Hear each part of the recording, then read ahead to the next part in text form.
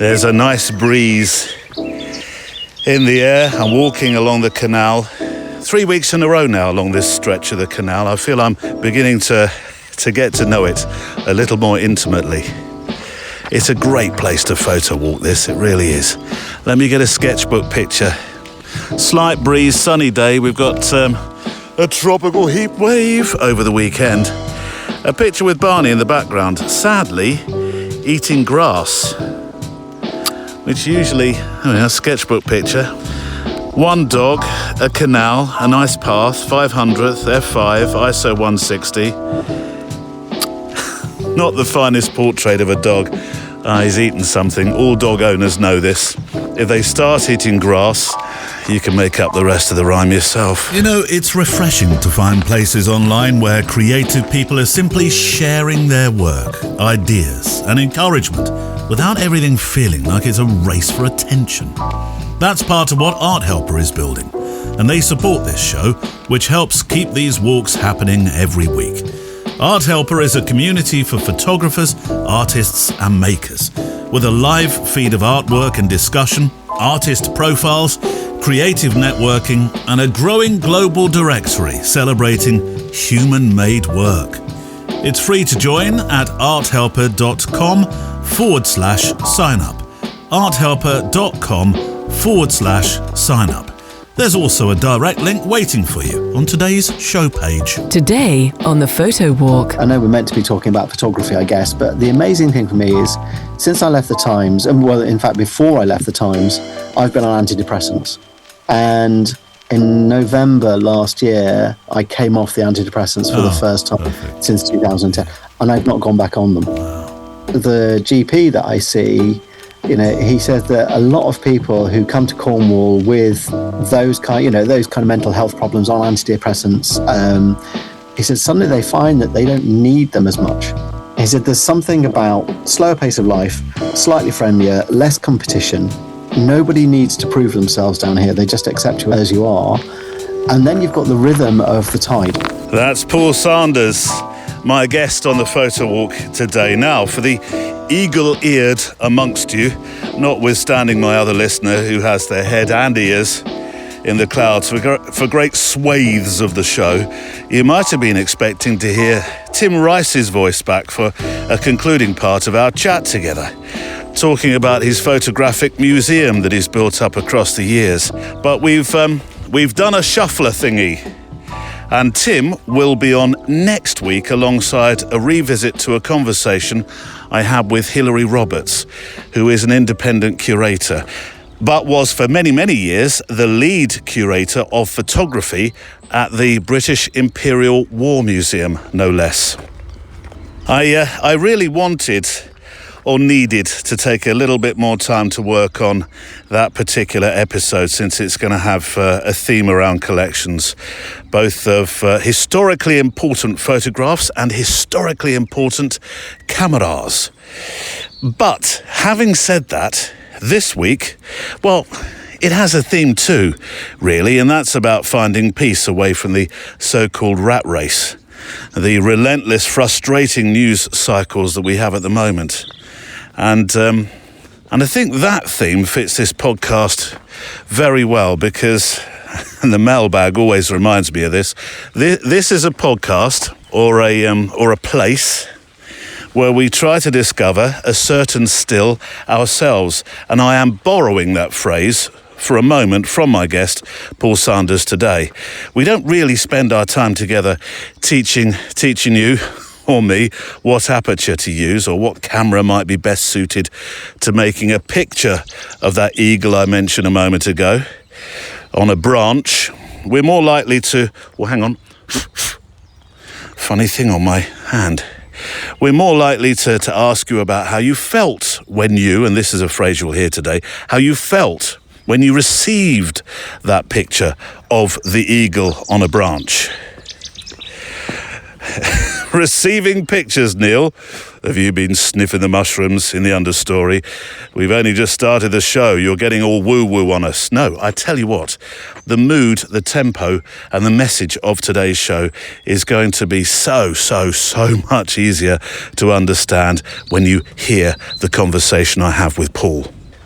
Let me tell you who Paul Sanders is, because we've actually walked in woods with him. It's a good few years ago now. It could be as much as 3.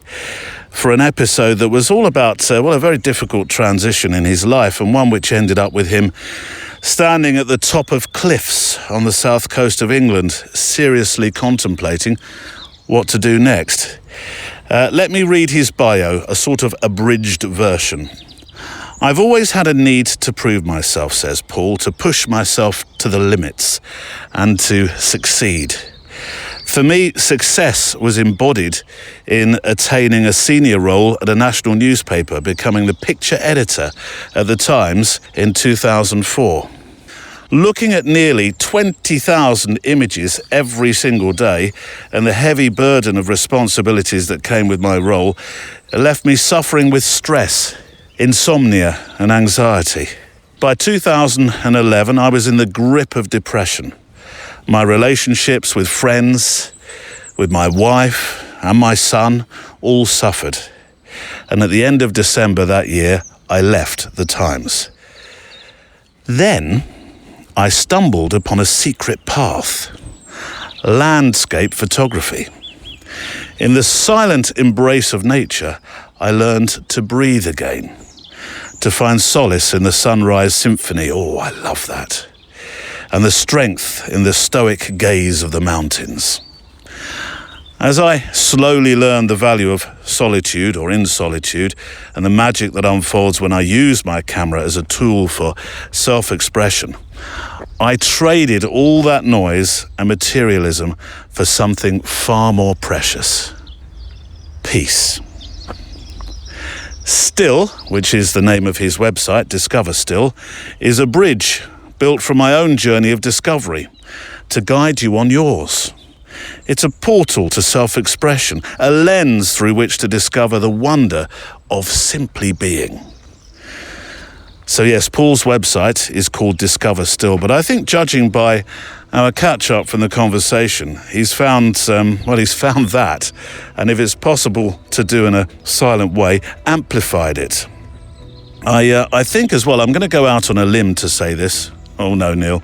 This is one of those conversations where you'll go, oh yes. Oh, that's what this photo malarkey, that's what it's all about. The Photo Walk's message is one of escapism, really, and I think it suits, two things.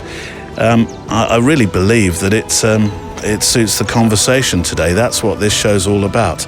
I had 59 questions for Paul today that I noted down. 59, I did. I counted them. And I didn't even ask, I don't think I got to 10, because really our conversation flowed from what he was saying. And following this, hopefully later on this summer, I'm going to travel to him in one of the UK's most beautiful counties to walk with him by the sea and along the paths that skirt the wondrous coastline of Cornwall. But this episode, I believe, is what the Photo Walk show is all about. Shall we walk?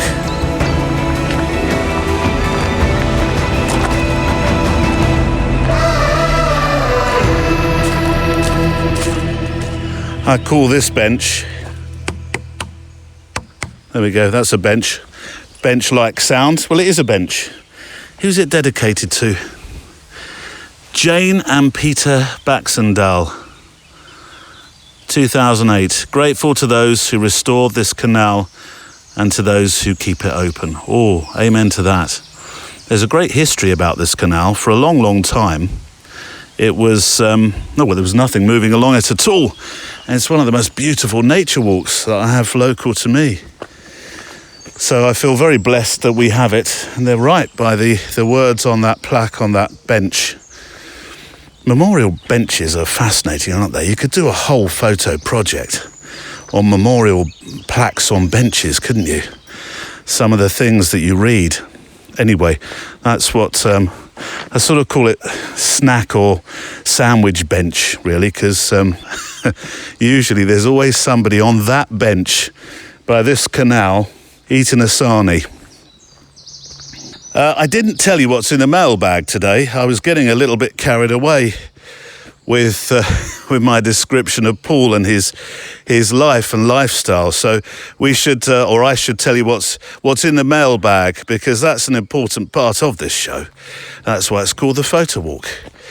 The guests are often on Zoom. Sometimes I have the good fortune to walk with them, as I will with Paul in the near future. But often they're on Zoom, and it feels like it's me and thee listening to them as we walk the paths, or the path that I choose and the paths that you take as well.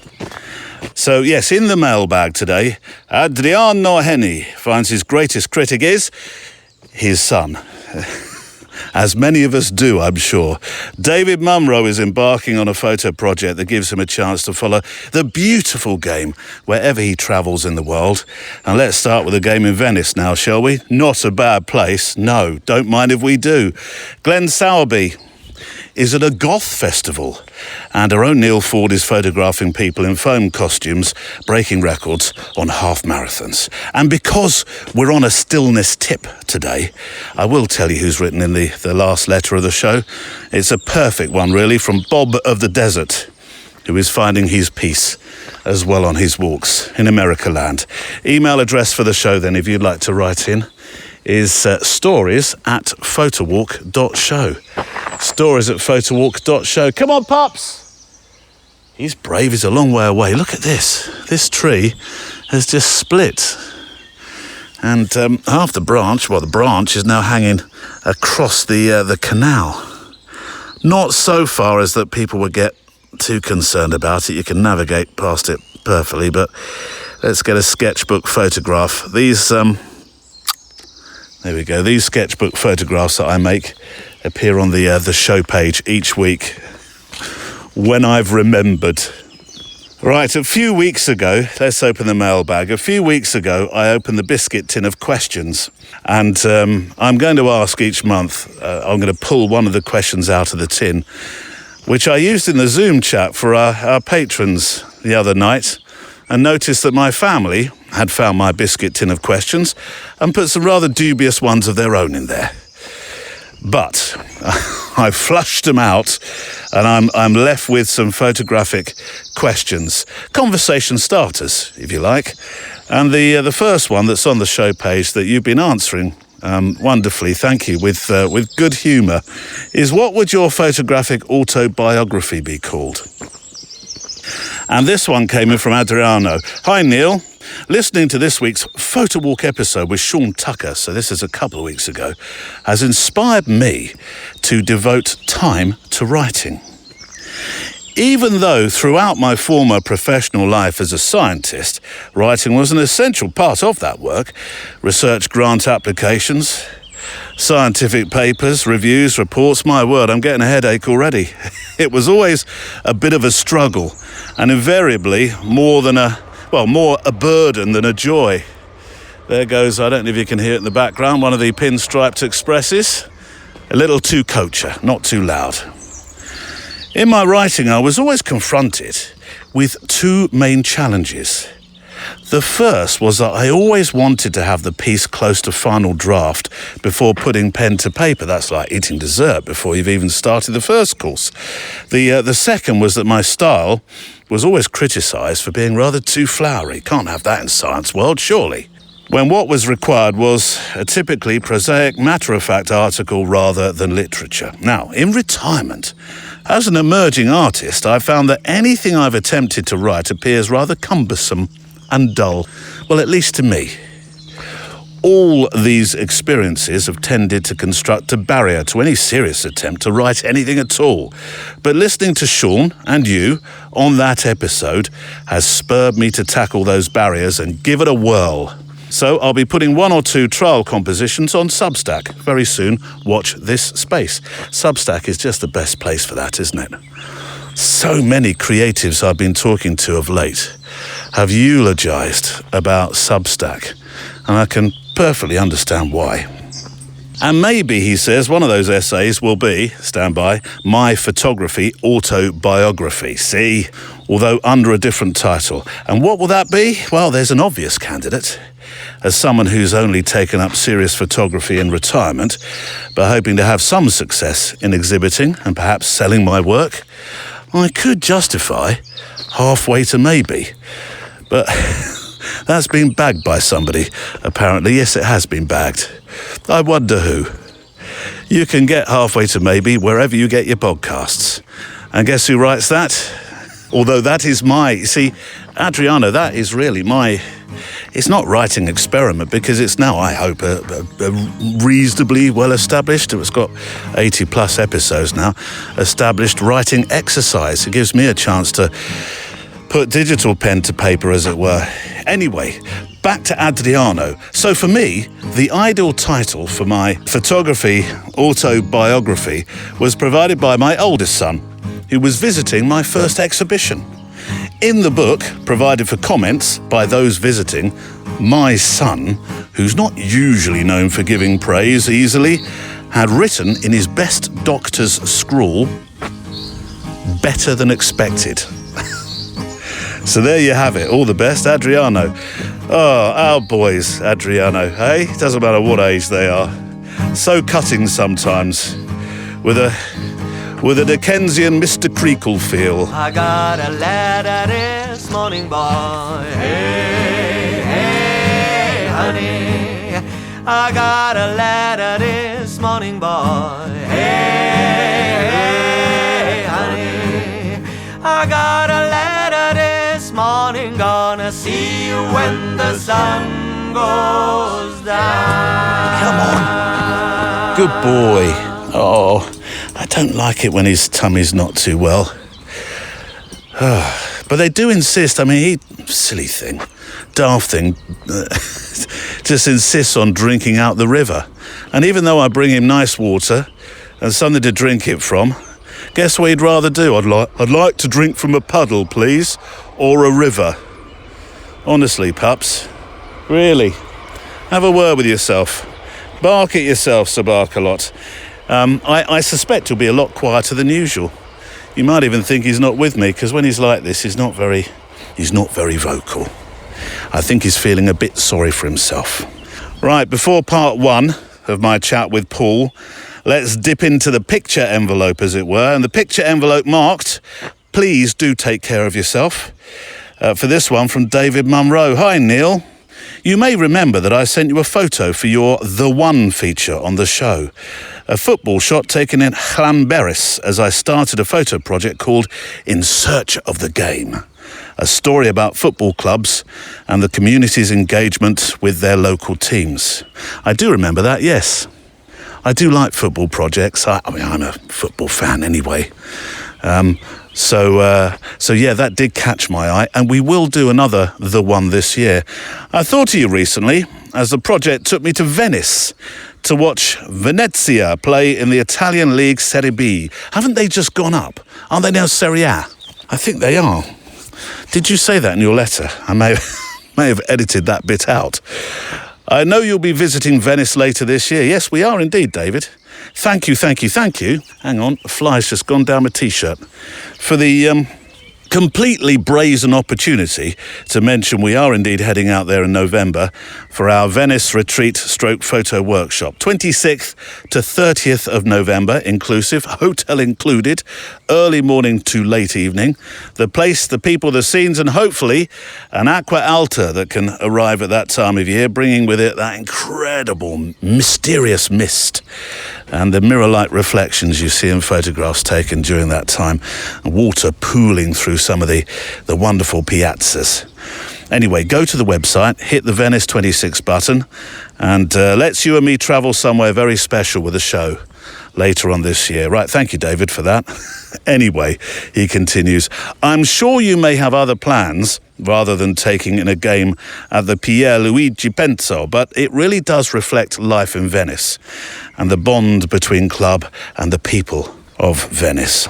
It's also a stadium that's obviously very unique. Yes, it is. When you look at what's behind it, you can see the pictures on the show page today.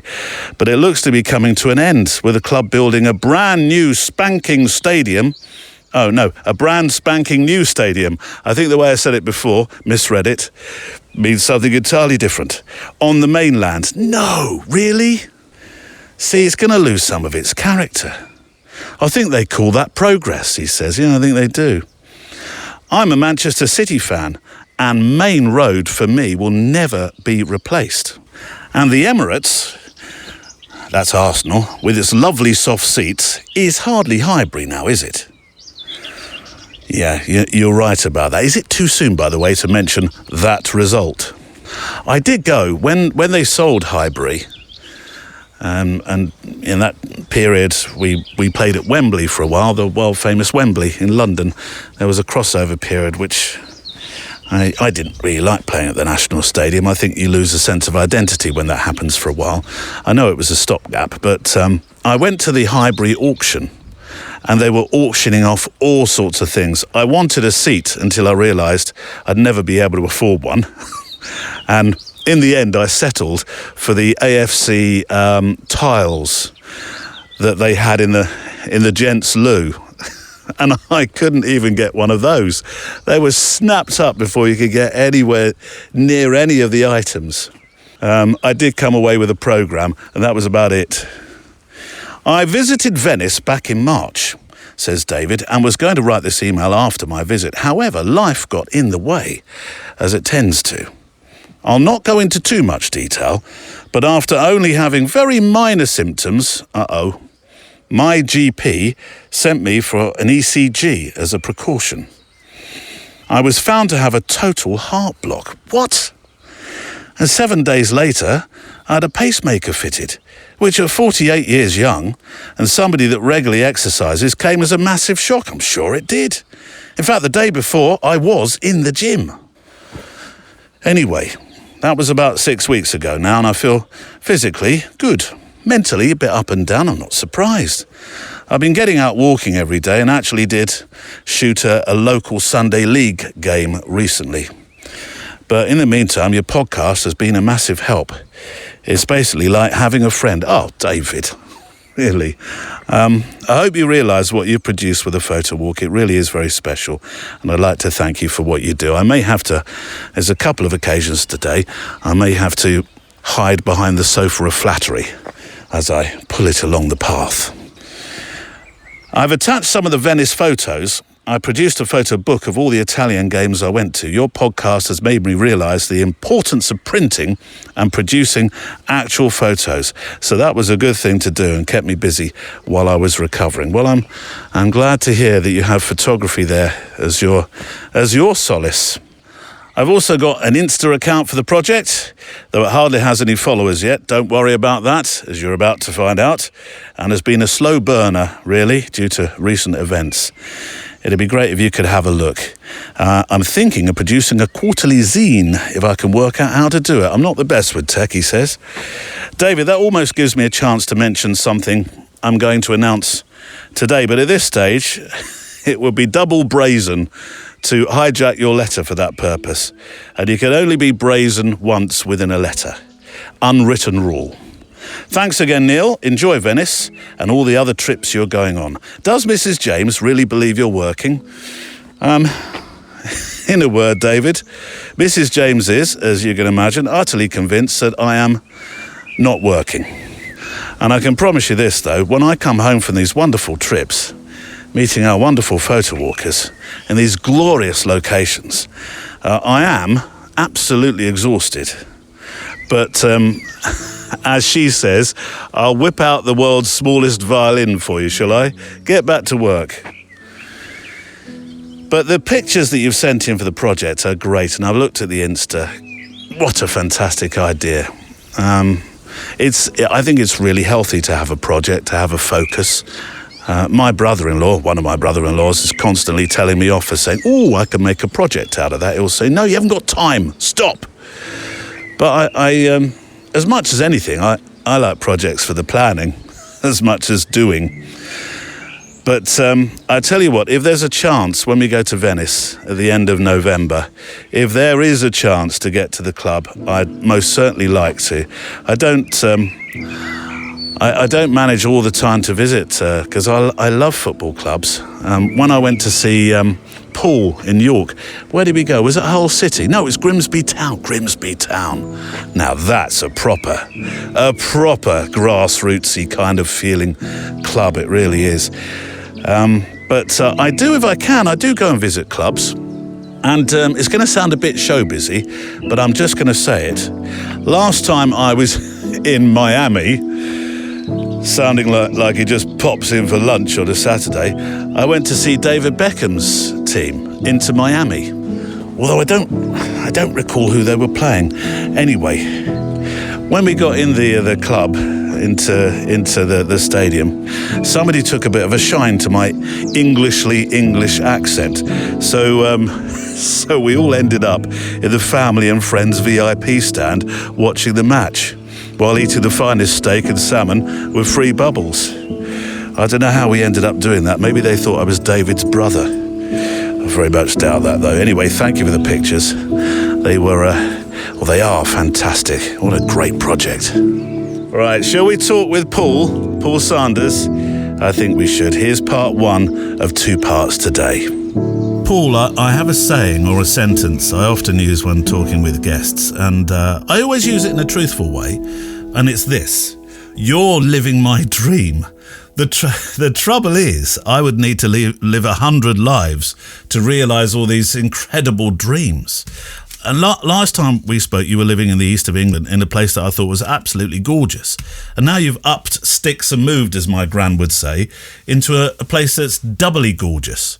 Why the move, and fill in those gaps for me? About, nearly 2 years ago, our youngest, we've got 3 children between us, and the youngest, Amelia, was going off to uni. She's gone off to Edinburgh. And we thought, wow, the nest is empty. Do we need to live in the southeast where life is competitive, we're constantly judged and compared, and neither of us like it, and it's really expensive? And the answer was no. Do our businesses rely on being in the southeast? No. Where do we want to go and live? And we both said Cornwall. Well, Moya, her family is from Cornwall. Her stepmom still lives here. Her sister's here. Her dad's on Dartmoor. So it was a natural sort of place, and we would come on holiday a lot. So we sold the house. We rented for a while. We found a house that we like. Initially, we were going for a view across the beach, but having done a winter in Cornwall, you do not want a sea view. Oh. Because most of the sea comes into your house in the form of sea mist, and everything goes rusty and mouldy and all the rest of it. So we live in a little valley that's a bit more sheltered. Well, I'll put that in my notes to remember should I ever have the good fortune to move that way. The winds here in the winter are unbelievable. I mean, seriously unbelievable. So you don't want anything you really don't want anything exposed.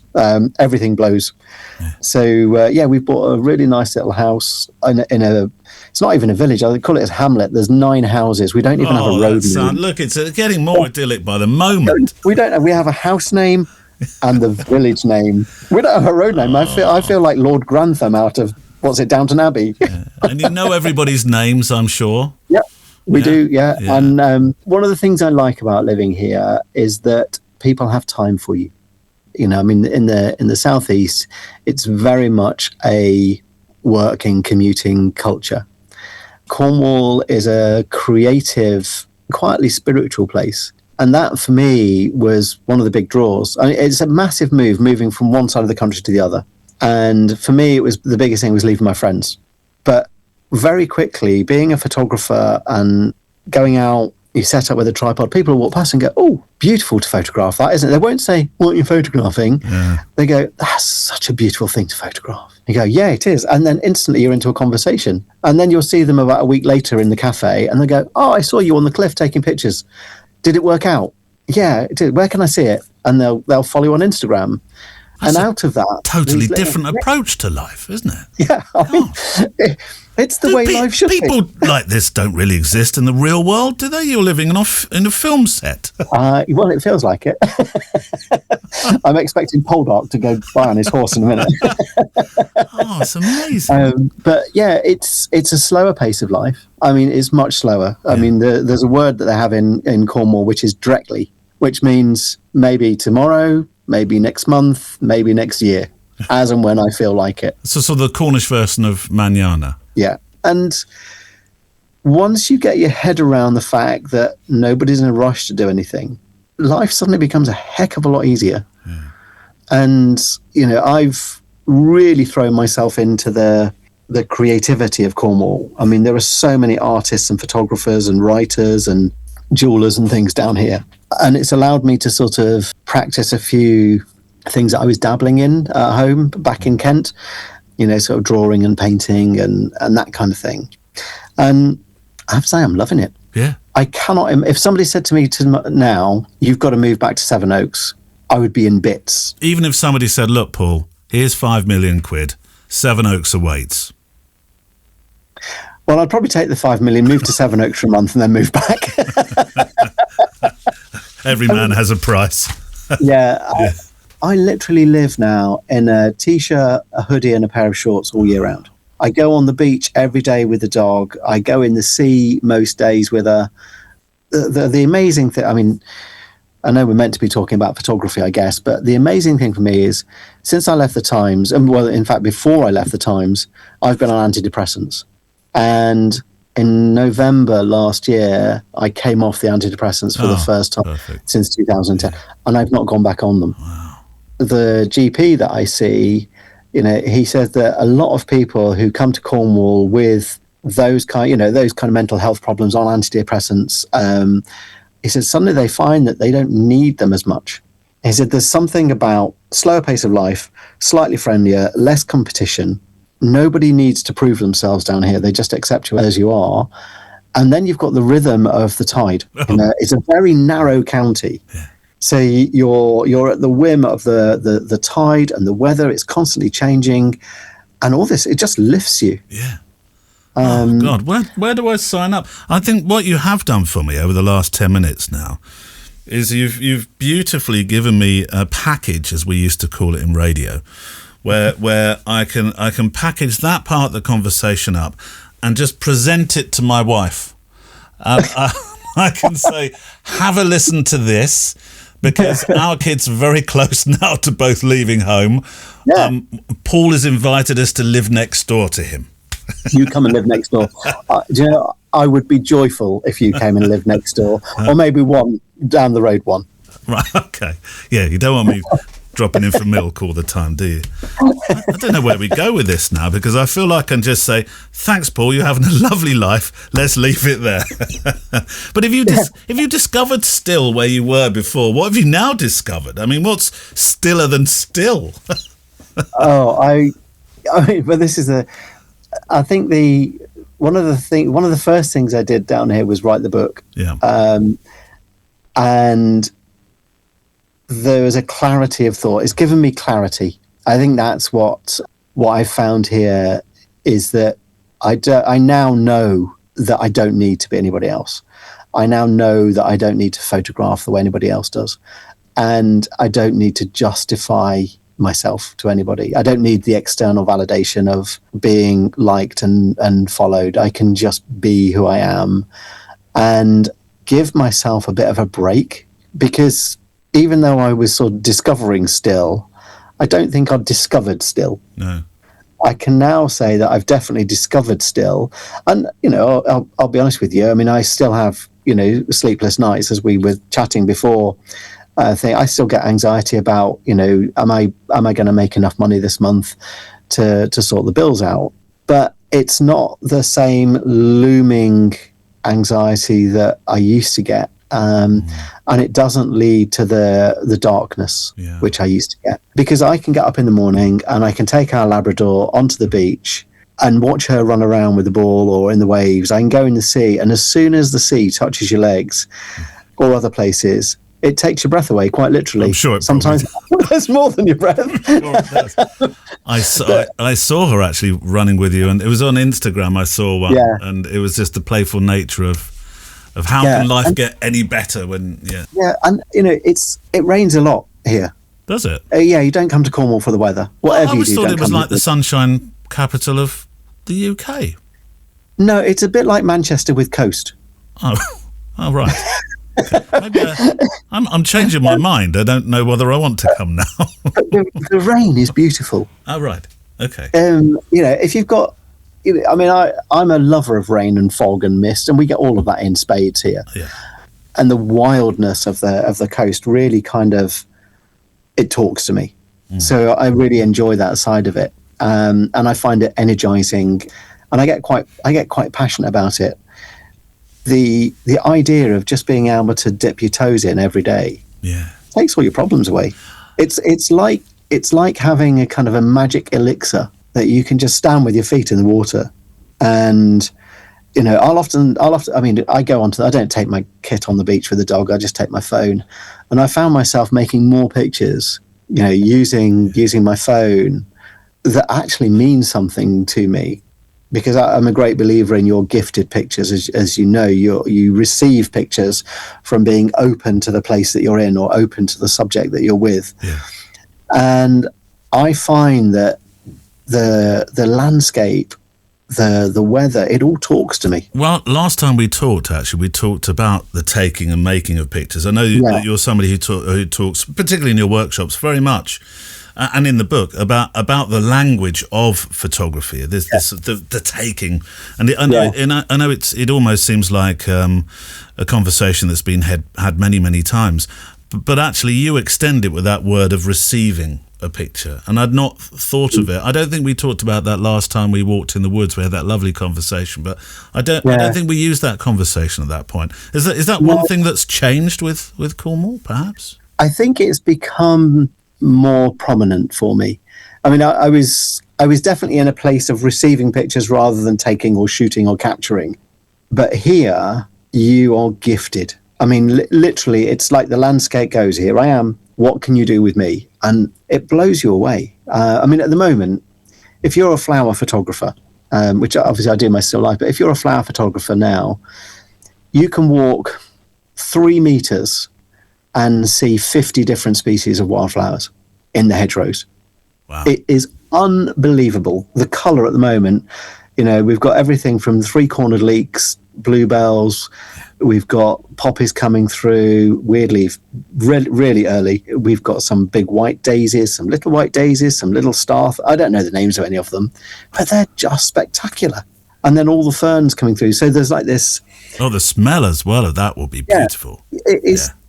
honestly, it's like an assault to the senses. Yeah. I mean, I now know quite a number of photographers down here, and they all say the same. You're taken in Cornwall by the light, the scale, and the intimacy. And it just, the way the light changes, you just need to be ready. And it's some days it's just like watching an opera. Well, you're just watching it sort of flashing over the cliffs and the old tin mines on the side of the cliffs. Just spectacular. Honestly, takes your breath away. There's a temptation now, especially online, for photography to become very performative. It doesn't seem to be drawing back from it. Everybody's filming themselves, making photographs, talking about it while they shoot. They're building some kind of personal brand around it. And I realise the irony in me saying that, because I'm doing the same with the podcast, and to an extent you have to with your business as well. So how do you balance that sort of performative thing that you need to do with this art of, well, not doing it? When I go and make pictures, it's about the picture. It's about the photograph and the experience. The stuff, the performative bit, the promotional bit always comes afterwards, and that's always fudged together. I know the sort of some of the YouTube photographers, for them it's the production of the video, the content production almost takes over the image, and that's not downplaying what they do, because they're really fine photographers. And I did at one point think about making a a channel of some description. But I have no interest in it. The promotional bit. I mean, if I didn't have to for a business reason, I wouldn't have social media.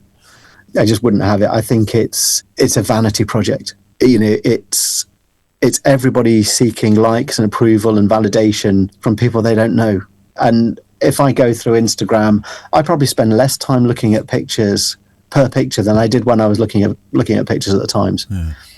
You make a mistake. Let's say, I mean, I have a friend of mine she's got chickens, and I was talking to her about her chickens, and then my feed suddenly filled up with pictures of chickens. And to stop my feed showing chickens, it took 2 weeks. And now my phone is sitting over there, and I know. You've just done it. You've done it again. Chickens again. Black Labradors. I do Instagram because it's a necessary evil. Yeah. I share on Substack because I quite enjoy that platform, because it allows me to write a bit more about how I feel about photography, how I feel about images that I've made, what my philosophy on things is. I look at the stats to see how many people read it, but it doesn't mean anything. It's just part of the thing. And some of the stuff that I put on Substack is thoughts towards another book, if I'm ever going to do another book. So that kind of is a way of collating just ideas for the future. I'm not in a place where I have enough social media clout that people pay me to do stuff or to promote stuff. I don't get paid for adverts that appear in between anything because there aren't any. So the performative bit comes for me at the very end of the process. Once I know I've made the image that I intended to or was led to, then I'll think about, do I want to share this experience with people? And if I think there's something that I can share that might be of benefit, then I'll slap it into 15 seconds of Instagram blurge, and that'll be it. But does it interest me? Would I make a career out of being a photographic influencer? No, not a chance.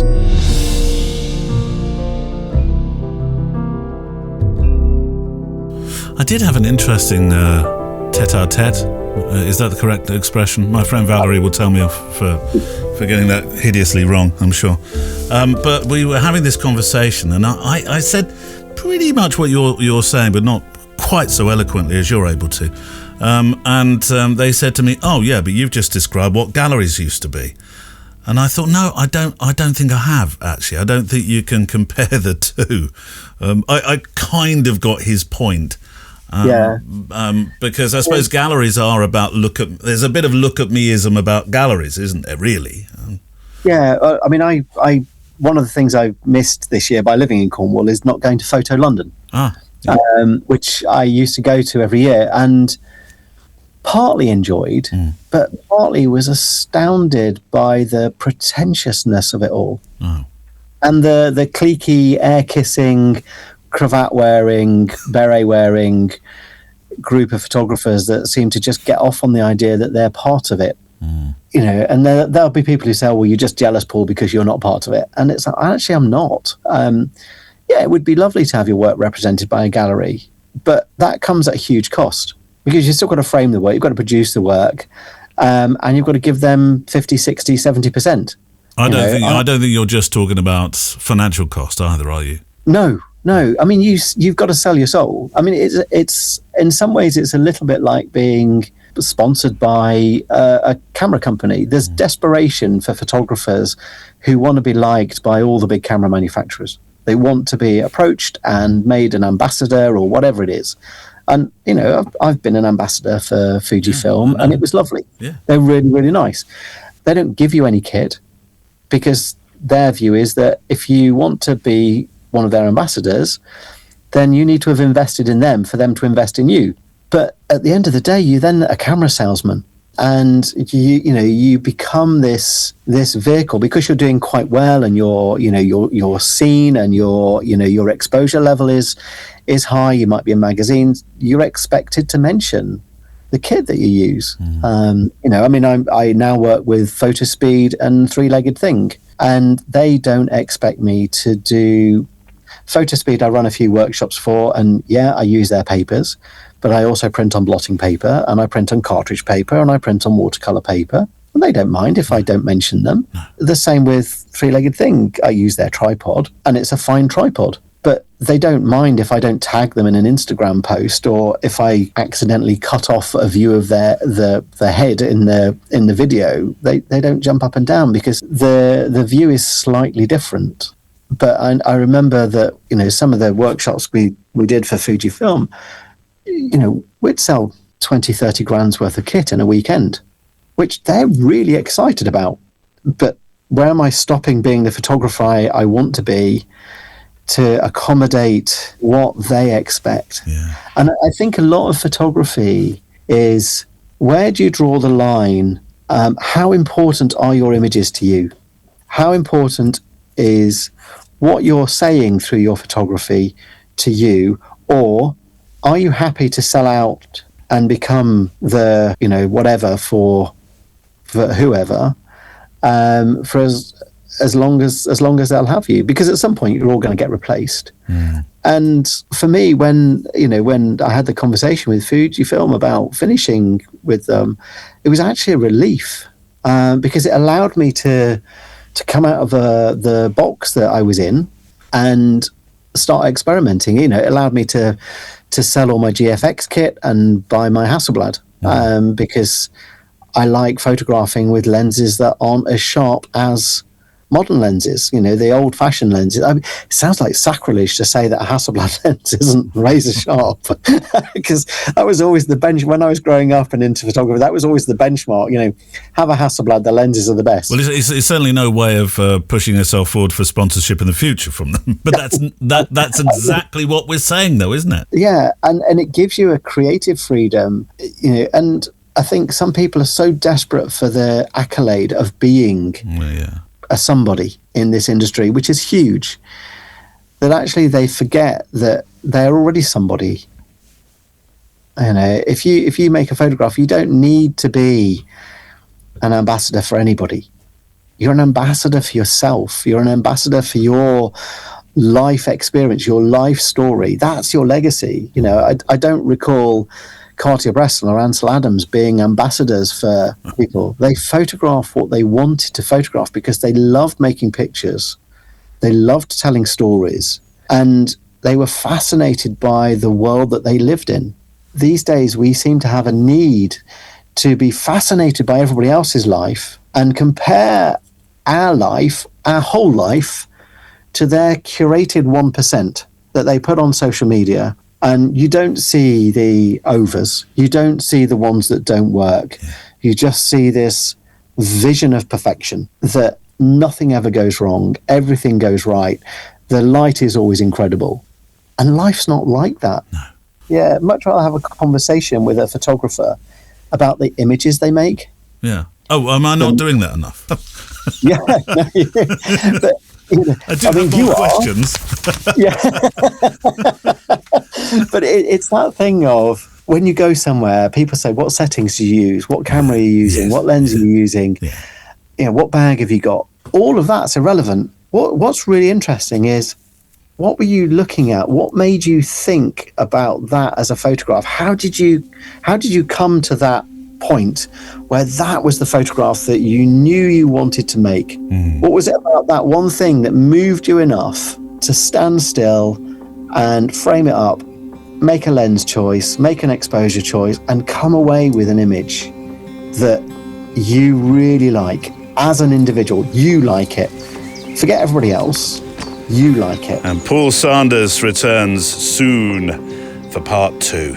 And actually, he returns today for this week's Extra Mile, which is our Patreon show, and the best way to support this channel. Well, one of the ways, as you'll find out in a while, so we can walk together week after week.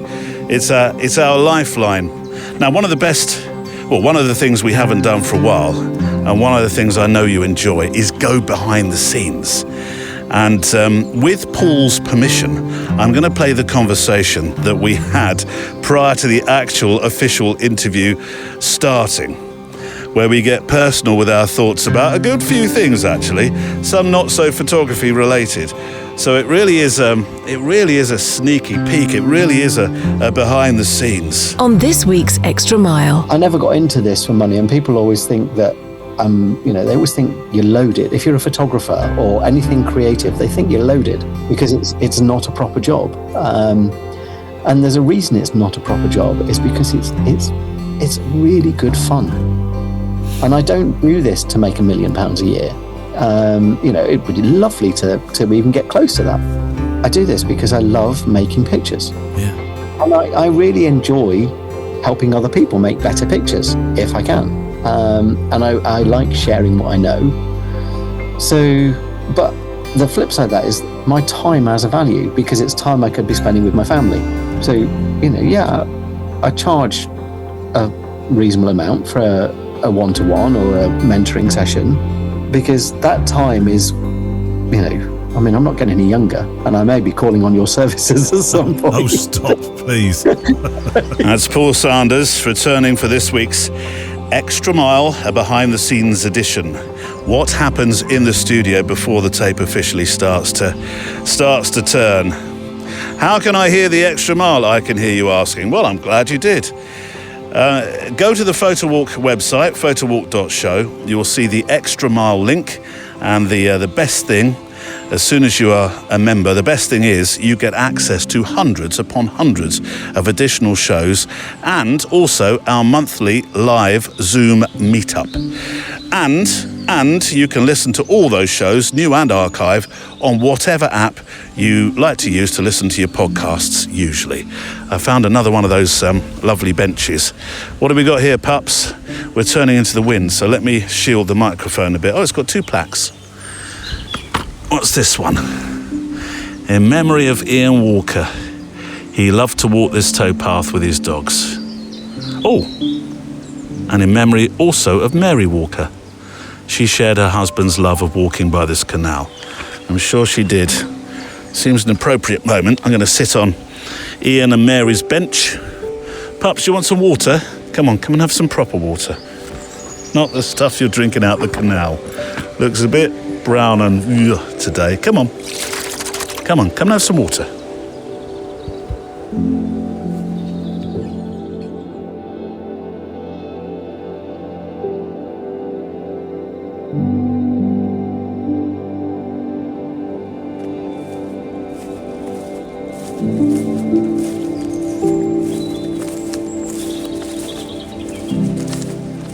I met a chap just now. I should have recorded our chat.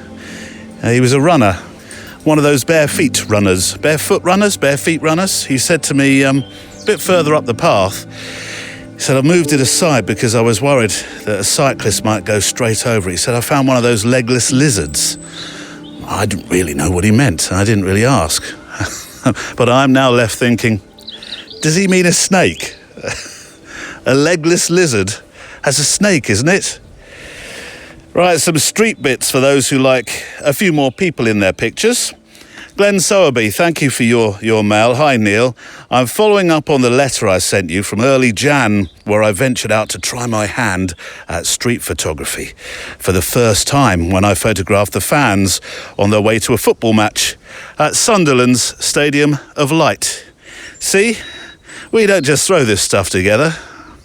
There's a mini theme there, a sub-theme. In that letter, I said that attendance at the Whitby Goth Festival was on the radar, and so at the start of the month I found myself in the midst of the amazing, beautiful and downright mind-bending plethora of costume and carnival that is the Goth Festival. It occurs twice a year, and I can't recommend it highly enough. This would be an amazing photo walk adventure for you. I think the reason, he says, I've never fully come on board with street is that I'm not at ease with interaction with strangers, either candid or approaching for engagement and a portrait. However, thanks to your words and those of the Photo Walk guests and contributors, I've come to realise that the blocker isn't those around me, but my internal voice. Oh, how so often it is. So I challenged myself to step outside my comfort zone in Whitby with the Goths. Not only did I take a lot of candid images, but I also managed to create some portraits. I appreciate that within the Goth Festival, the majority of people are extremely happy to be approached and to be photographed. It's a simpler task, therefore, but it's still a step in the right direction.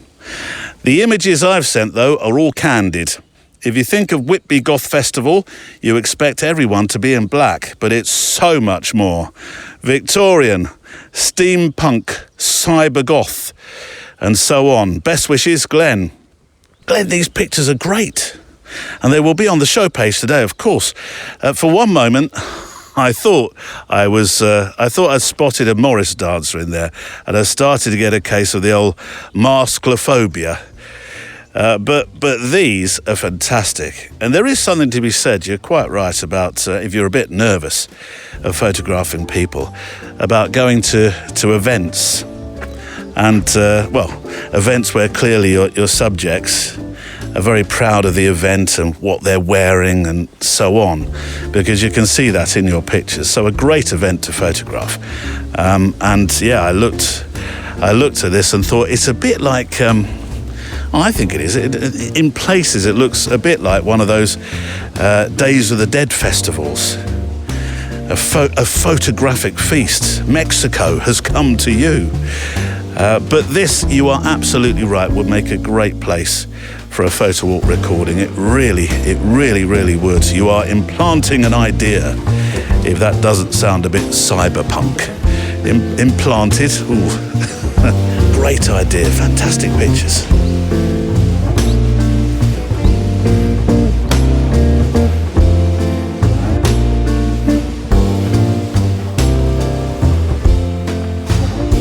Talking of street photography, I was chatting with our Neil the other day, Chief Lord Overwatcher of everything that should dare to buzz when it's supposed to simply flash. He of the only key to the IT cupboard, and he's been making some great pictures of a running event, the Great Bristol Run. He's actually got a fair bit of experience of photographing runners now, because he photographs nearly every weekend, I would say, at his local park run, the mighty Southwick Country Park Run. Is that Southwick or Southwick?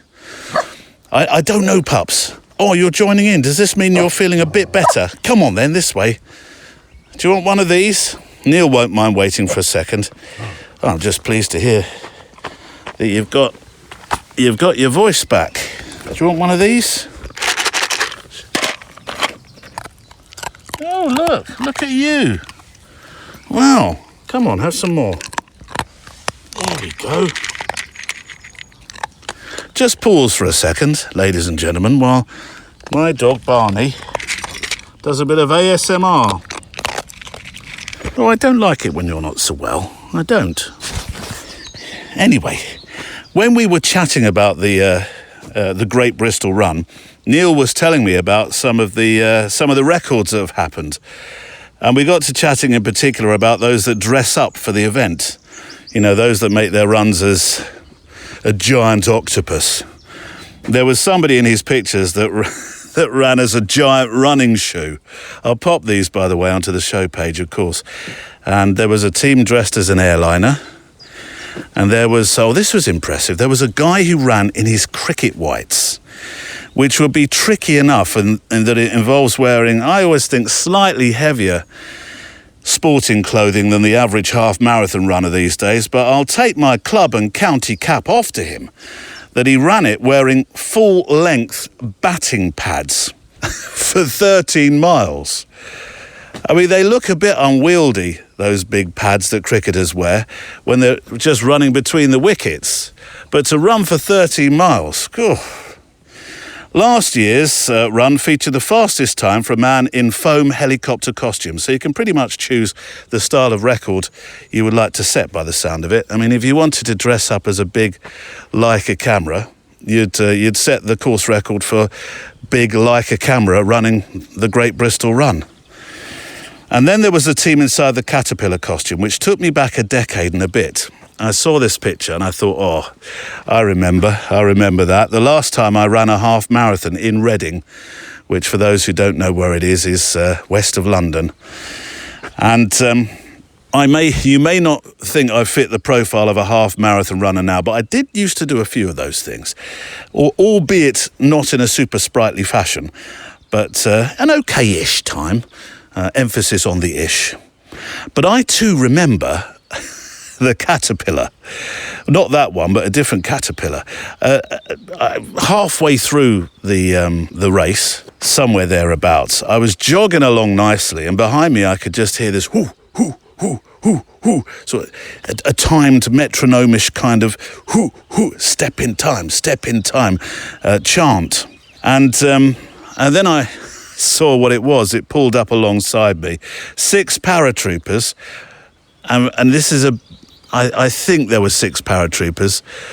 There may be a bit of artistic license there. There were a lot of legs in a completely enclosed foam caterpillar outfit raising cash. It was a camouflaged caterpillar outfit, and it was stopping here and there for people to pop money into a bucket that they were carrying. And I thought, I'm not having that. I'm not being overtaken. I don't care that you might be elite battle-hardened soldiers, because they had their regiment on the side of it. But there's 6 of you in a really hot foam outfit, and you're also collecting money. You are not beating me to the finishing line. That caterpillar pretty much became my pace setter, and we battled it out for the rest of that race. They'd go past me quite easily, but then they'd stop to collect money, and I'd go past them, and they'd have photos taken, I'd go past them again. But it was about the 11 or 12 mile stage, near the end of the race, when they clearly had so much cash in their bucket, the guy up front was carrying with his little tiny caterpillar arms. So they decided to, I think they thought, well, we've done our collecting, we'll up our pace. I did not see them for dust, as my gran used to say. There is certainly something quite humiliating about being overtaken by 6 men in a caterpillar costume with half hundredweight of pound coins in a bucket. And 5 of them, by the looks of it, couldn't even see where they were going. And this is what the Olympics were made for, isn't it? Never mind your elite runners wearing material thinner than fine gold leaf. The true sport, here comes a helicopter. Is it the paratroopers? Are they back? Oh no, it's an aeroplane. It's not a Spitfire, is it? No. I heard on the news the other day, slight break for a second, that somebody's starting to produce, did I hear this correctly, Spitfire replicas for the private market. Anyway, where were we? Yeah, the true sport, I think, is dressing up as a woodland creature, collecting sponsorship money in a washing up bowl. That I would queue up to see. That's athletics.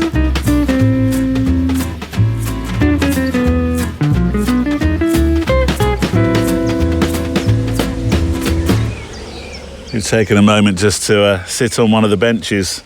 This one has no plaques on it. It's a nameless bench.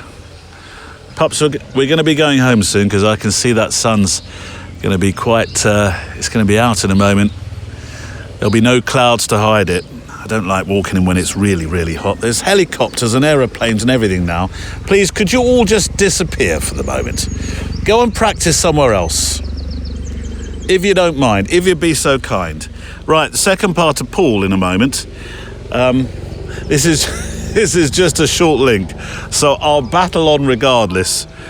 Now, I said this week that we'd have a little announcement, and we have, though this is a teaser for what will officially be available from next week. It's our first official zine, and it's going to be available on the website from next week. Now, there are 2 ways to buy this. One will be by print, and the other, digital download, with an audio zine that comes with it. And here, where is that aircraft, is a taster of what's to come. Yes, the very first edition of Reflections is almost here, and I genuinely can't wait to place it into your hands. The launch issue moves from the crowded streets and everyday life of Dhaka to the wide-open former runway and lingering atmosphere of Greenham Common, all through photography, writing, walking, observation, and the reasons many of us picked up a camera in the first place. Inside the zine, there's an intimate photo feature from my time in Bangladesh with Lynn Fraser and acclaimed photographer GMB Akash, documenting daily life, the work, the resilience and the humanity we found in Dhaka.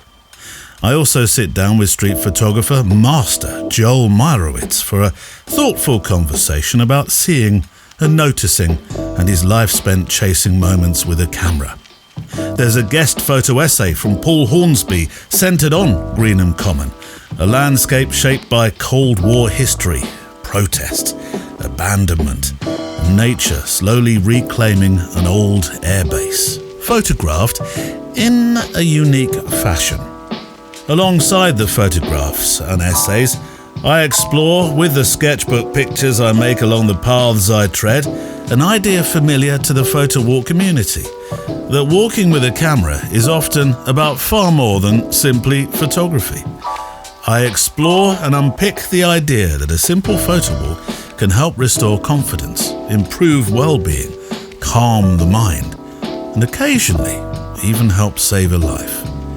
The first Reflections zine will be launched soon, available as a digital download and audiobook, plus a very limited print run of 100. I'm thoroughly looking forward to the zine being officially available, but I wanted just to tease you with a few words this week. Right. Oh, that helicopter's coming back at us. I tell you what, it's a perfect time for part 2 of my conversation with Paul Sanders. I think all that stillness will frighten the aircraft away with any luck. Here's part 2 of my chat with Paul. Minor White is mentioned, and I want to... Yeah. Here it is. It's in question number 23 of the 59 that I have that I'm bringing to Cornwall with me. It's going to be a box set conversation. Minor White said every photograph is a self-portrait. I've heard that before, and I know I think we may have talked about that. Yeah, and I know that quote resonates with you, with your work and what you talk about in public. Do you think that's becoming more true? Well, not just with this move that you've made that seems to have really changed your life. I mean, this conversation we're having now is, I feel a completely changed person that I'm talking to. But do you think that also changes as you get older? Because I'm beginning to feel that a bit. And I don't like to feel about myself as a maturing Italian cheddar. But at the same time, mixing metaphors of cheese world there, but at the same time, I'm beginning to feel that. I think you get to a point in life where you realise that a lot of what you've been involved in is just noise. And I think for me, it's about the idea of, I know who I am now. I know who I am at my best, and I know who I am at my worst. And the me I am now, I think he's all right. He has lazy days. He has busy days. He's a little bit creative at times, more creative at other times. But I know when I see something that it resonates with me for a reason. And I think that comes a bit with age. And that's not poo-pooing all of the younger photographers coming up. Because I think part of the joy of being a young photographer is that you can do everything. And you can literally kind of do thousands of different subjects and try your hand at so much. And then as you get older, you start to think about the things that really mean something to you. And I read somewhere the other day that when people get older, it's not a midlife crisis. It's a midlife awakening. It's a realization. Oh, I like that. So, let's be brutally honest. There are those men who will go and buy a sports car, but for the majority of people, it's a realization of actually what is really important to them all of a sudden. Because all through our school life, our college life, university, if you were clever enough to go, and working life, we are striving to be successful. And then you get to a point where all of a sudden you realize that success is being able to make a choice about what you do and follow through on and how you are with people. And that often, for me, it came as a massive shock when I left the Times. I suddenly realized that I didn't want the job that I dreamed of having because it was toxic. But the flip side of that was I didn't know what kind of photographer I was.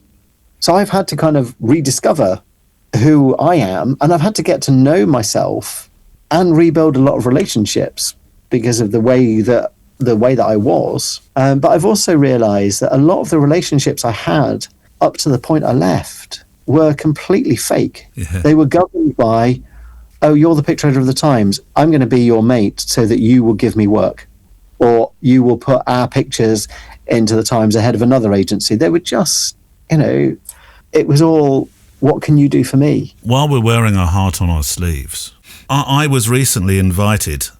Maybe I should edit this bit out. No, just do it. I was recently invited to one of those. Now none of them listen to this show, so it's fine. To one of those sort of, I don't want to say hideous, but I'm going to use the word because no other word is coming to me. Hideous reunions of people that I used to work with. Now, I loved the radio industry. I absolutely loved it. I adore it still. There will always be a part of me thinking, oh, I wish I could still do that. But I don't feel a part of that anymore. And I don't necessarily want to mix with the people from within it. I don't think that does me any good anymore. No. I love my experience, and thank God I had it because it plays into this. Is that the same with you? Do you ever feel tempted to go back to the people that you knew at the times and say, what about this when we did, do you remember that story? Oh, we sent old so-and-so over there, and all that reminiscing. No, not at all. No. That time has long passed. Yeah. I'm in touch with a handful of photographers who I kind of came up through the ranks with. Kieran Doherty, that oh God, you've interviewed, Phil Noble from Reuters, a couple of others. That our relationship's not just about photography, it's about friendship. Yes. And we dip in and out. That's fine, but the conversation is never, do you remember when we did this? Do you remember when we did that? Although there was a little bit of that when I spoke to Phil Noble after he got his Prince Andrew in the car picture. But there's a healthy amount of Mickey taking. But I've been invited to a couple of reunions. I've never gone. I have no interest in meeting some of the people that made my life a misery. But that said, the photographers I was working with were great photographers. They were good fun to be with, and my life was all about making them shine as much as I could. And I loved what I did. Yeah. It was just, my heart fell out of love with it. There was an altruistic side to your life, actually, in that you did help others to shine, as you say. And that's not an easy thing for somebody to do who's involved in an industry that is a little bit about me. Yeah, if that makes sense. It does. Don't get me wrong. A lot of news photographers have big egos. They'll tell you in no uncertain terms what they think if you've used a picture they didn't like or used somebody else's picture. But for me, and I only realised this recently, was that working as a picture editor was a shadow career. I don't know if you've ever read The Artist's Way by Julia Cameron. Oh, I've read bits of it and I've never finished it, and I must. You are the umpteenth person to really prick my conscience on that. Well, there's a bit in it that she says, if you're a painter and I think it's a painter, but I'll use this anyway.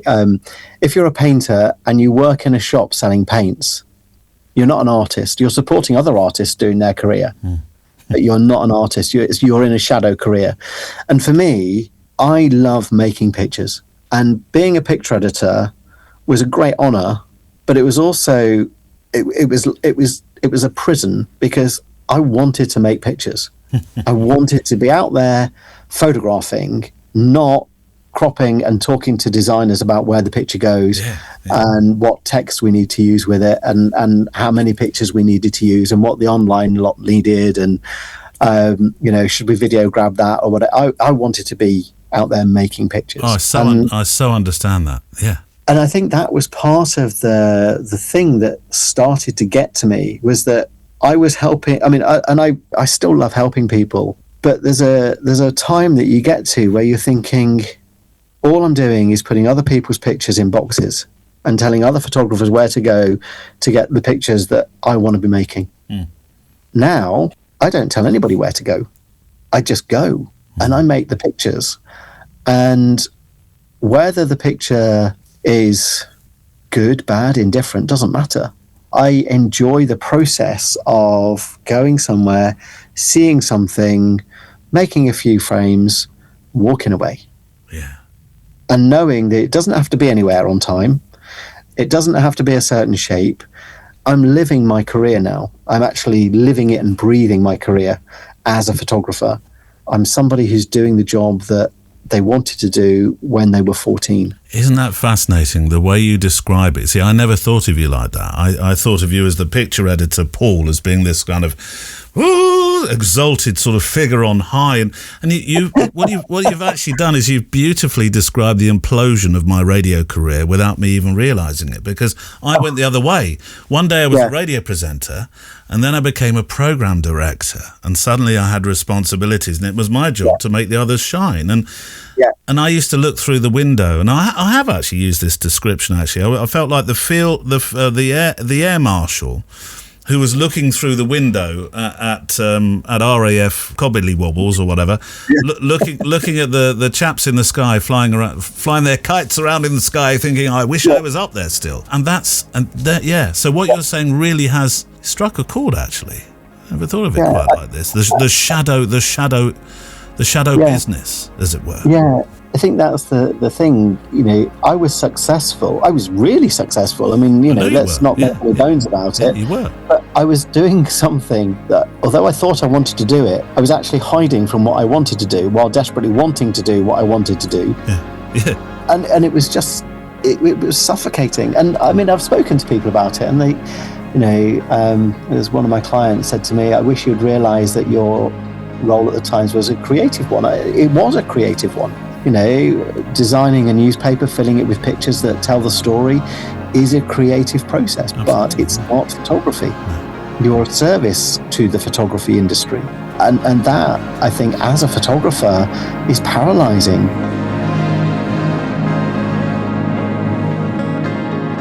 Well, question number 34.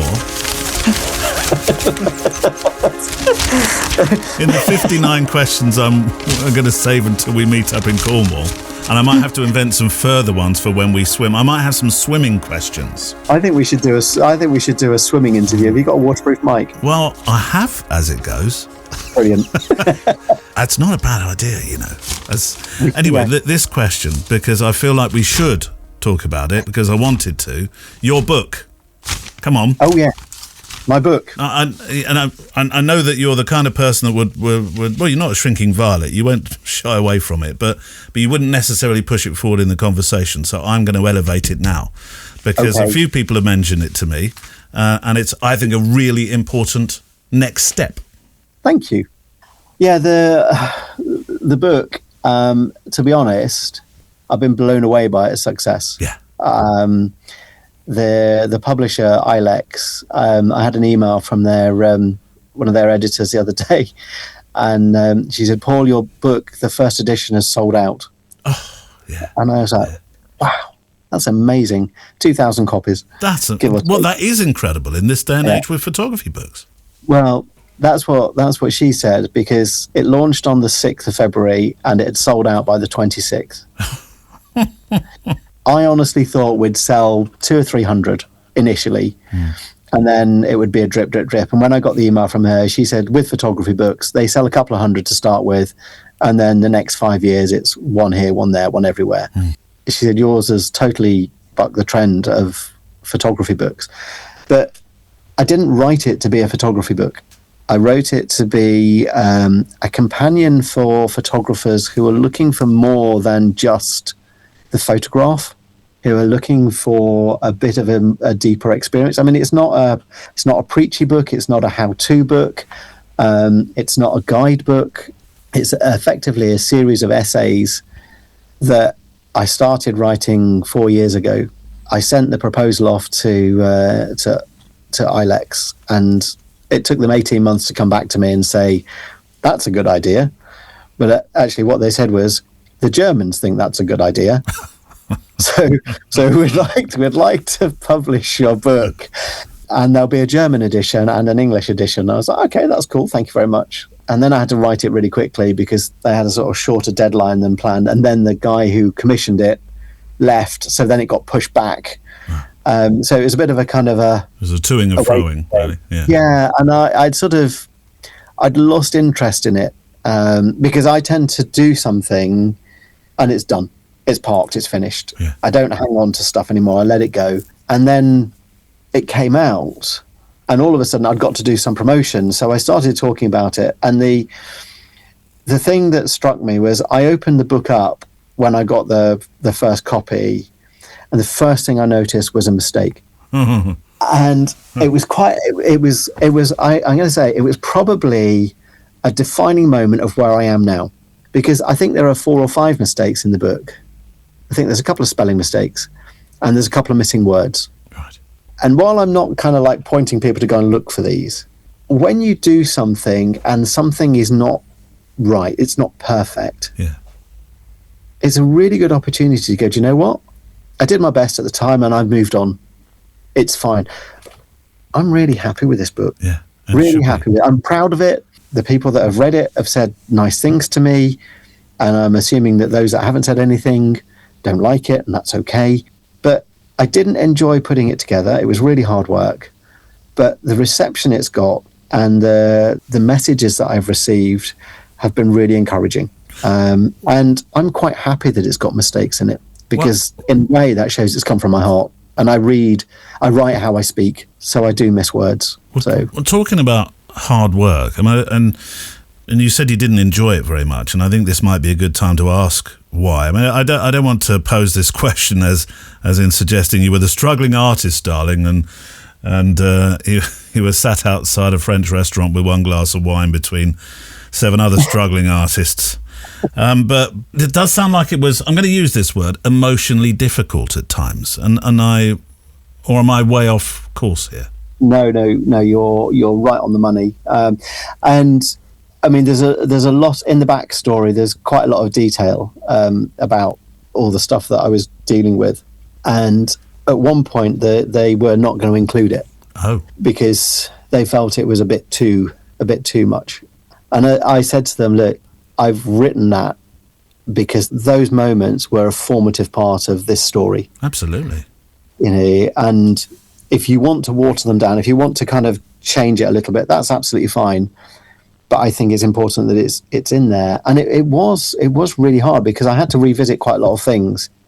And it actually made me very acutely aware of how awful a person I was at times. Oh, Paul. Yeah, but I was a person on a self-destruct mission, so I didn't really worry about who I took down with me. And weirdly, in writing the book, that's allowed me to get all of that out, and it's kind of gone now, because there've been sort of stuff that just kind of clings in at times. And writing it enabled me to literally get it out of my system, out of my head, onto paper, and sent to somebody else. And it was quite... Almost like the letter you send to, you know how they say in grief, write a letter to the person you've lost. Yes. Post it. Yes. Yeah.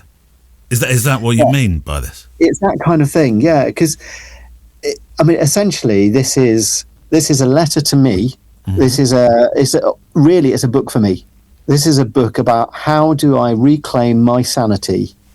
How do I find me, the photographer, within all of the noise of the photography business today, and the striving and seeking and wanting to be, when I'm actually all right. This is, it's not a love letter. It's kind of a roadmap for me. So the little exercises that are in it are exercises that I do on a regular basis. The way it's written is how I talk to myself. A lot of it is notes are taken directly from my journal. Yeah. It was hard because I didn't like revisiting it. But actually now it's been really freeing.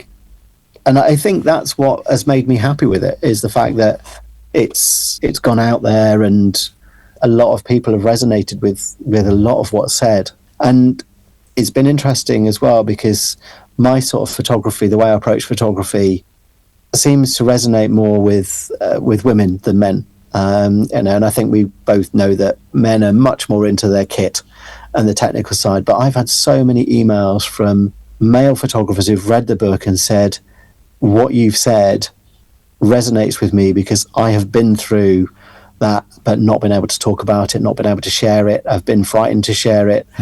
I enjoy looking at leaves in puddles and, stuff like this, but I don't show it to anybody because the club that I'm in only want big, expressive landscape pictures, or the competitions don't suit, And it's shown me that there are a lot of people who photograph in a similar way to I do, which is they photograph how they feel about themselves, how they feel about the world, how they feel about their place in the world, and how they respond to it.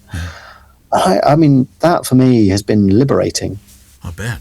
If 2,000 people have bought a copy, that's not bad. See, I think this book would make a really, really good audiobook. Do you? Because do you know anybody who's got a great voice who could read it? You. Me? Well, no, because I think look, clearly seeing the work that you make is really important. It kind of comes back a bit to why do you make a photography podcast? Because you're talking about pictures that often you can't see, but that's the imagination of the mind. Well, that was a thing instilled in me, was that radio paints better pictures, and in many ways podcasting and audiobooks do absolutely the same. They give you the space, I know it's an overused word, but they give you the space to actually fill the gaps, and that can be really, really powerful. And I know the message within this book, your life and what you do now and how you've changed, where you've ended up, would make such a beautiful prose-driven audiobook. I'll have to have a word with the publisher and see if they want one. Yeah. I'll clip this bit and send it to them. Okay. But, I mean, you said the book's about, you wrote it for yourself, but I was going to ask which kind of photographer would benefit from it. Would it be the experienced photographer, the struggling creative darling, or perhaps the person who doesn't even yet realise that photography can be this powerful? I think it's a bit of everybody, which sounds a bit of a broad brush, really, because I know there are a lot of people who use photography on a daily basis to escape their own demons. There are a lot of people who come to photography and find they're blocked by over-technical approaches and not allowed to intuitively feel their way. And people are always wanting to rush on to being a better photographer. But, it takes a long time to become good, in inverted commas, at something. So why do you need to rush the process? And the process here is set out in a way that allows you to be an experienced photographer but see the world in a new way, or a novice photographer who sees the world in a fresh way because they're new to it, but gives them permission not to get trapped into the technical and need to be good at something or accepted in something. And I think it's important that people give themselves the time and, to echo what you just said, the space to just be who they are. And that's what this book is about. It's give yourself permission to make photographs of rubbish in the streets, to photograph reflections, to photograph, leaves in puddles, to try ICM, to try multiple exposure, to try black and white, just give yourself permission to have a go. Yeah. And don't worry about the fact that some of your pictures will be awful. I mean, I've been doing this for 30 odd years. Some of my pictures are dreadful. They're absolutely shocking. And I think one day I'm going to write a newsletter where I just share the pictures that have gone really badly wrong, just to show people that you can have this persona and a book and a studio and you can sell prints, but it doesn't mean all your pictures are good. I suppose that's a bit like the Magnum Contacts experience, isn't it? For a lot of people who read that and think, there was a lot of nonsense here before they got to that one. Yeah. And there is, because your photo, certainly with the Magnum guys, they're photographing an unfolding event. Yes. And they're thinking on their feet. And in a way, all photographers are doing the same, because the moment unfolds before you and then it reaches a peak and then it starts to unfold in a different way. Yeah. You've got to choose when that peak is right for you. When is the right time to press the button? When does what is happening in front of you represent how you feel about how you are and where you are now? Not, I'm looking at this, will other people approve of it? Will it get a like on Instagram? Will it get a 10 in a competition?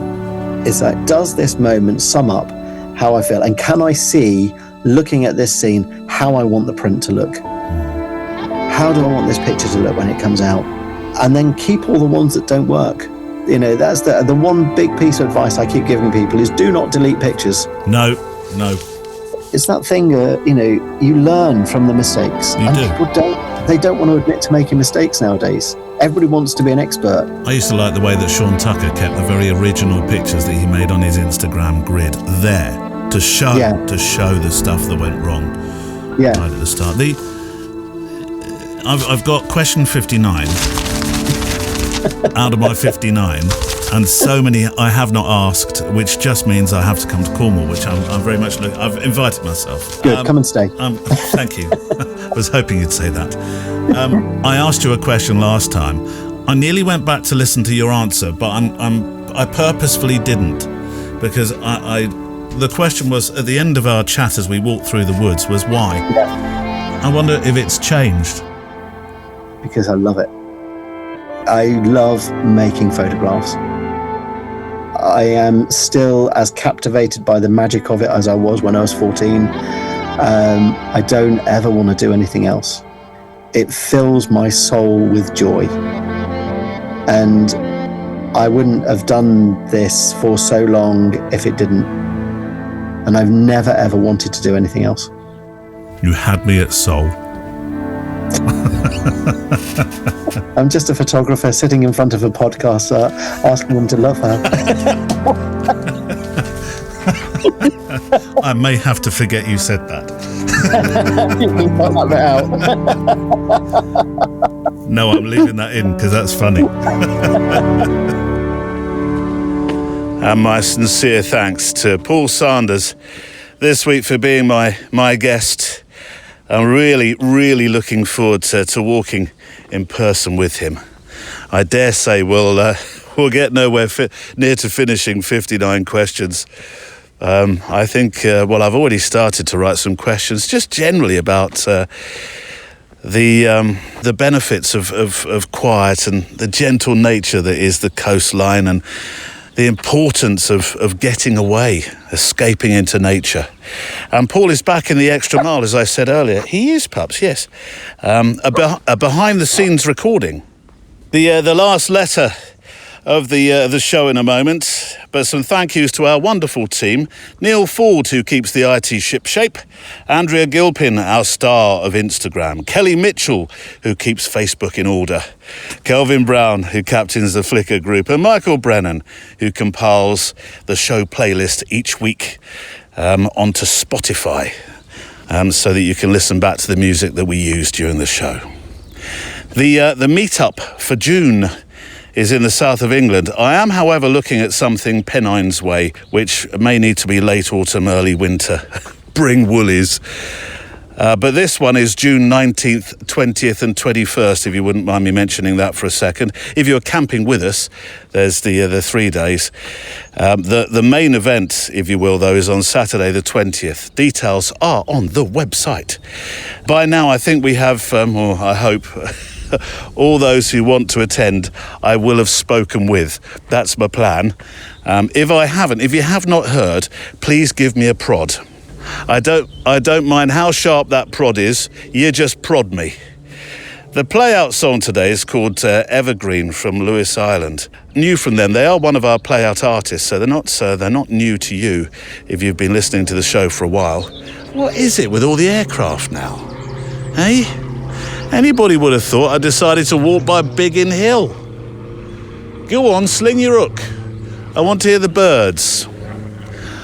I never appreciated, in that small dalliance that I had with aviation, that I was making this much noise when I was flying over people along some of the most beautiful paths that I would be following, because they're quite they're quite good as navigation. So yeah, Evergreen in a moment. And I think given the quiet that we've talked about today, it's perfect. It's a song just to give you a few more moments to think about what's been said today. Our letters and the conversation with Paul. Right, shall we do this last letter? Shall we? Shall we do it? It's the last letter of the show. The last letter of the show. It's from Bob of the Desert in America land, although I feel like I need to calm the tempo right down at this stage. And I'm aware, Bob, I've just introduced the last letter with a little fanfare and a bloody jingle, which will be at odds with your words now. Hello, Neil, says Bob. It's been a while since I chimed in. Well, I'm always pleased when you do, Bob. You can chime in as often as you want. I've been meaning to ask you about something that puzzles me. Sometimes I really do feel that these letters are like we've got to the breakfast bar in the morning, we're just having a cup of coffee, and then somebody says, "Oh, do you know, I meant to ask you." Of late, says Bob, I've been obsessed with landscape photography. Not a bad obsession. Not so much the grand vistas, but the intimate landscapes, to quote landscape photographer Simon Booth. I follow a handful of landscape YouTube channels, and it occurs to me that they're mainly UK-based. I'm curious as to why I have this predilection.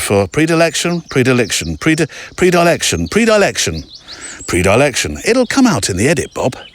For UK podcasts and YouTube channels. I consulted Copilot, and the word performative popped up as a possible explanation for my aversion for many of my own countrymen. Oh, Bob. Indeed, I loathe the channels where the hosts strive to emulate our American AM radio announcers, although I do enjoy a thumpingly good and probably more classic AM radio announcer. I do. It's rampant, says Bob. I often wonder if they talk to their friends in this voice. I wonder why they yell. Do they forget they're using a microphone? Oh, very pertinent for something that's coming up. Are they attempting to reach us through the ether? You, as most of my other favourite hosts, oh, Bob, stop it. Quick, call the sofa. The sofa of flattery. You convey a sense of approachability because you sound like one can imagine you are, indeed, a friend. Oh, well, that's very kind of you. Very, very generous of you. As a top-shelf broadcaster, what are your thoughts on this? Cheers, Bob. Bob. I do hope, by the way, you're steering clear of the jumping choirs. And I'm going to pop your picture of stillness, which is of lichen on rock, on the show page today. But I'm not so sure about being described as a top-shelf broadcaster. I'm too Englishly English to embrace that honour. But I do share your feelings about shouty broadcasters. That's why I love Sean Tucker's stuff. I mean, I do enjoy Peter McKinnon, though I prefer Pete when he's being more, is it introspective or retrospective? Thoughtful about life. I prefer that more to his "What's up, everybody?" And yes, I do know he's Canadian, by the way. But Bob, it's not just on your side of the pond, as they say. We have voiceovers here, Bob, that I'm absolutely sure do not talk the way they sound. They have what I call down inflection and hang on to the last syllable syndrome. So on an advert, you've no doubt heard them. I'm sure it works in any dialect. It's the same sort of thing. You'll get, "Come to the bed sale. All prices down from last year. You've never seen anything like it." Are you recognising them? And I'm really not sure they'd ever talk like that in a pub. Can you imagine? What would you like to drink, Bill? I'll have a pint of Guinness and some peanuts. Dry roasted if possible. I think I'd turn round and leave immediately. But Bob, over the years, I've collected some thoughts about presentation. Although I've neither felt empowered enough or indeed brave enough to consider that I could ever teach this stuff. But anyway, I'm going to share some of my favourites. I'll share, well, I'm going to call it a top three, but it's just three. Whilst whilst thanking you for your very generous and flattering letter. Come on, pups, this way. We're not supposed to shout. Come on. But in no particular order, I'm going to start with this from the three. A microphone is an intimate thing. It's not a loud hailer. I scribbled that one down. Here's another one. There's a craft in making someone feel included. Energy is not necessarily sincerity. And I think this is one of my favourites. Well, it is for today and for this letter. And you can swap out the word presenter for podcasters and YouTubers and so on. I scribbled this one down. It's got to be over 2 decades ago. When I think I was still slightly in my own shouty stage.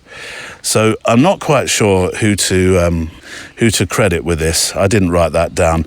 I don't sadly have that name. But it's this. And I suppose, actually, you could attach photography to this when we talk about negative space. Side thought on that one. The best presenters leave space for the listener to breathe. Call it love, call it true, call it all of the things that wait for the morning sun. Flowers to bloom. On my chest, a light in the dark, embers burning from dusk till dawn. I'll be by your side, like diamonds at noon. 'Cause all I ever want is you.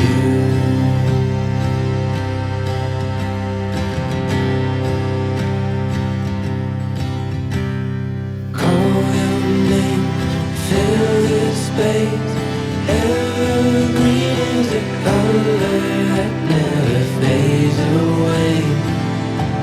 So why don't you stay? 'Cause all I ever want is you. 'Cause all I ever want is you.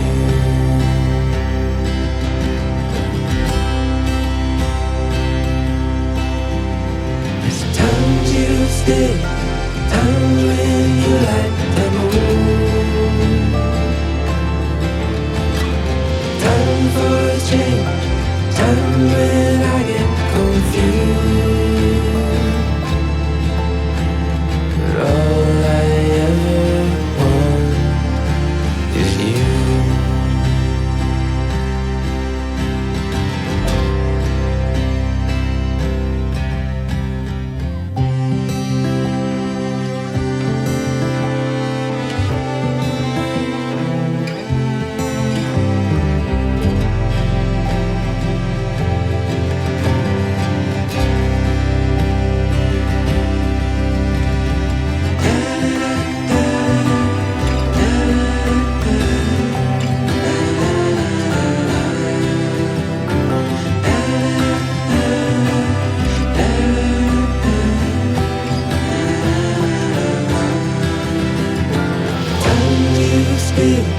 Times when you like to move. Time for a change, times when I get confused. But all I ever want is you. But all I ever want is The Photo Walk is a Loading Zone production.